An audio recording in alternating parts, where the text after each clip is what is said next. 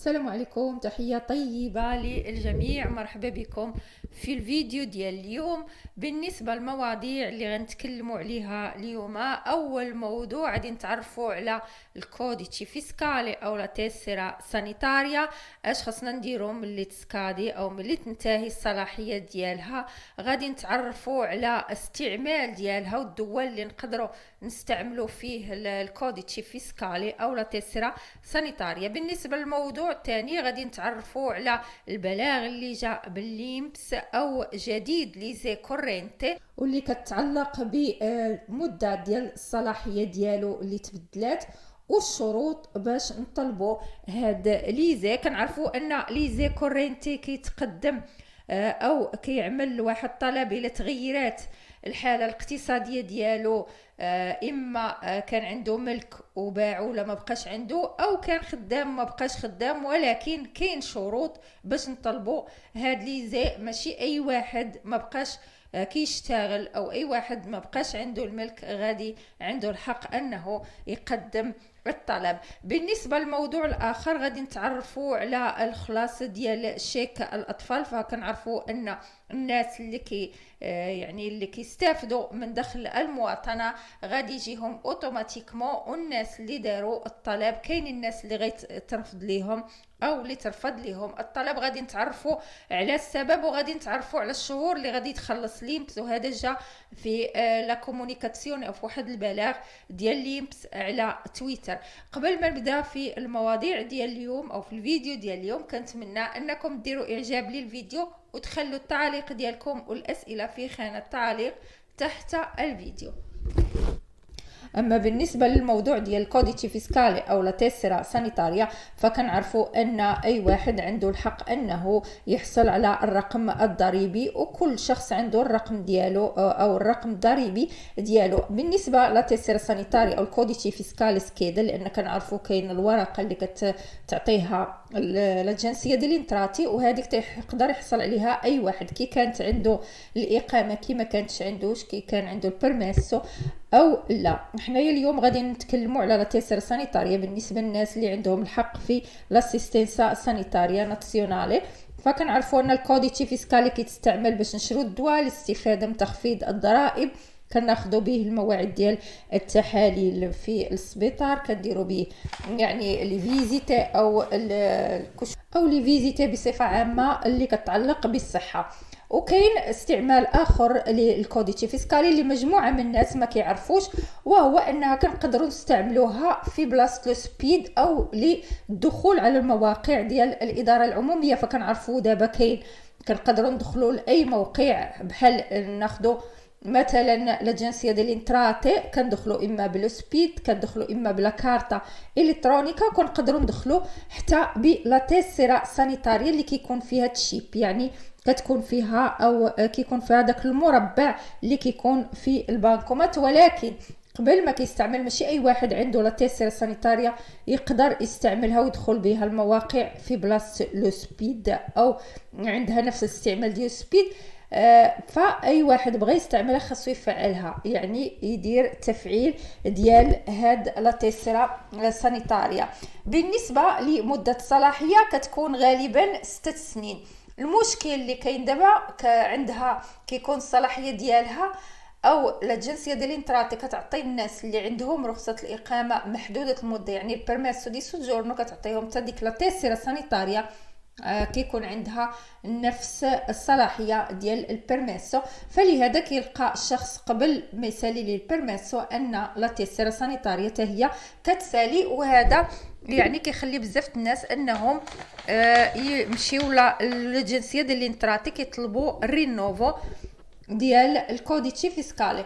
ولكن الكوديتشي فيسكالي ما كيطلبش ليه الرينوفو كاي يعني بطاقه او كاي وثيقه. بمعنى ان اي واحد سالت لي او سال لي الكوديتشي فيسكال ولا تسير سانيتاريا كيتسنى للجنسيه ديال الانتراتي هي تصيفطها لي. بالنسبه للمساله المهمه وهي ان هاد لا تسير سانيتاريا كنقدروا نستعملوها او نمشوا بها للمستشفى او عند الطبيب في الدول اللي كتنتمي للمجموعه الاوروبيه، يعني الدول الاوروبيه بحال بلجيكا، فرنسا، المانيا، اليونان، اسبانيا. فلاش هي كتسمى او كيكون فيها واحد الكوديتشي في اللور ديالها، يعني القدام ديال لا تيسير كيكونوا المعلومات الخاصه، كتكون الكنيه، كتكون السميه، تاريخ الازدياد، الجنسي ماسكو او فيمينا، واللور كيكون واحد الرقم ومكتوب عليها تيام. اشنا تيام؟ هي ديك البطاقه الصحيه اللي كنقدروا نستعملوها في الدول الاوروبيه. فمثلا الا كان شي واحد اوروبي هنايا من رومانيا او من اي دوله كتنتمي الى المجموعه الاوروبيه، فلا بغى كيمشي عند اي دكتور كيمشي بلا تيسير سانيتاريا ديالو ديال البلد ديالو كتسمى لا تيام.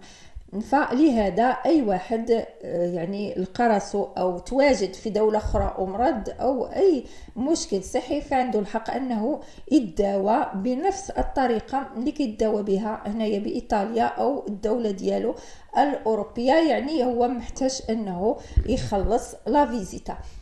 اش كتعني تيام؟ كتعني تيسيرا اوروبيه دي اسيكوراسيوني مالاتيا.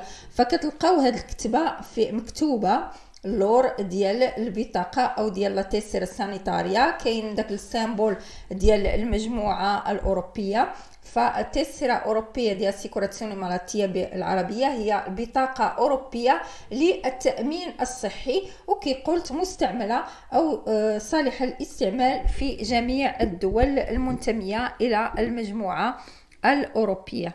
اما في حاله الواحد كانت عنده لا تيسير سانيتاريا باقا صالحه وتوضرت ليه او ضاعت ليه، فمن الممكن في هذه الحاله انه يطلب الدوبليكاتو من لا جنسيه ديال لينتراتي، اما يديروا بوحدو اونلاين او كاين الرقم الاخضر او النوميرو فيردي ديال الجنسيه ديال لي انتراتي لطلب الدوبليكاتو. اما بالنسبه للموضوع الخاص بليزي والتغييرات اللي غطرأ عليه خاصه بالنسبه ليزي كورنتي، فبالنسبه لهذه التغييرات جات في ميساج من ليمبس، وكاين هذا التغيير او هذا الميساج على الموقع خرج نهار 21 سبتمبر. هاد التغييرات غتكون في مدة الصلاحية ديال ليزي على النسبة المئوية ديال الريديتو او ديال الدخل السنوي او الحالة الاقتصادية ديال الأسرة او ديال الشخص اللي غيطلب ليزي كورنتي بالمقارنه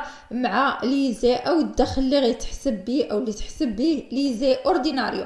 فكنعرفوا ان ليزي اورديناريو كتكون المده ديالو سنه، كيبدا من شهر 1 ديال السنه حتى شهر 12، وليزي كورنتي كتكون مده الصلاحيه ديالو 6 شهور. في هذا التغيير او في هذا الميساج اللي جا في ليمبس، فإن مدة الصلاحية ديال ليمبس كورنتي غادي تغير ولكن ماشي في جميع الحالات. فبالنسبة للتغيير اللي يكون خاص بالدخل السنوي أو بالريديتو أو بالخدمة في حالة أن الشخص كان خدام أو ما بقاش خدام أو نقص الدخل الشهري ديالو، فمدة الصلاحية ديال ليزي كورنتي كتبقى دائما 6 شهور. في حالة أن كان تغيير في الباتريموني، يعني الشخص أو الأسرة كان عندها ملك وما بقاش عندها، فليزي كورنتي في هذه الحالة كتكون عنده الصلاحية أو كتسالي لي الصلاحية ديالو حتى 31 شهر 12. يعني في حالة أن كان طلب تقدم ابتداء من 1 شهر 4 من السنة. المسألة الأخرى الجديدة الخاصة بهذا الموضوع، في حالة أن كان ليزي أو الشخص عمل ليزي أورديناريو واكتشف أنه كاين خطأ أو ليستيتوتو ليمبس شافت أن كاين بعض الأخطاء، ففي هذه الحالة أي واحد عنده الحق أنه يقدم الطلب ديال ليزي كورنتي إما عن طريق ليمبس أو عن طريق الكاف. هادو هما اهم التغييرات اللي جات في الميساج ديال ليمبت وخاصه او كتعلق بليزي كورنتي.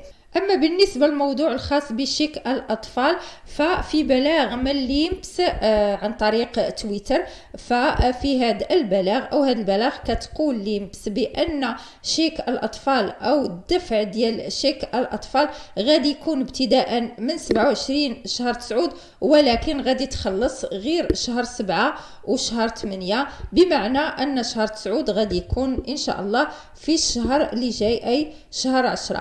فبالنسبة للمسألة الثانية وهي الناس اللي قدموا على شيك الأطفال وترفض لهم الطلب، فالسبب كيكون أن واحد من الأسرة كيستافد من لاسيني فاميلياري. فكنعرفوا أن الناس اللي كيستافدوا من لاسيني فاميلياري ما عندهمش الحق يقدموا على شيك الأطفال، لأنهم كيديروا أو ليمبس كتزيد داك الفرق بين شيك الأطفال ولاسيني، يعني كيزيدوا في دوك لاسيني أورديناري أو لاسيني فاميلياري أو الخلاص على الأطفال. لهذا فالرفض كيكون لهذا السبب أو كيكون خطأ من ليمبس. إلا كان الشخص عنده الحق، يعني ما عنده حتى شي واحد خدام أو حتى شي واحد كيستافد من لاسيني فاميلياري وترفضت ليه أو ترفض ليه الطلب، فخصو يدير أو يطلب ريزامي ديال لا دوماندا عند الكاف أو الباتروناتو في نعمل الطلب لأول مرة.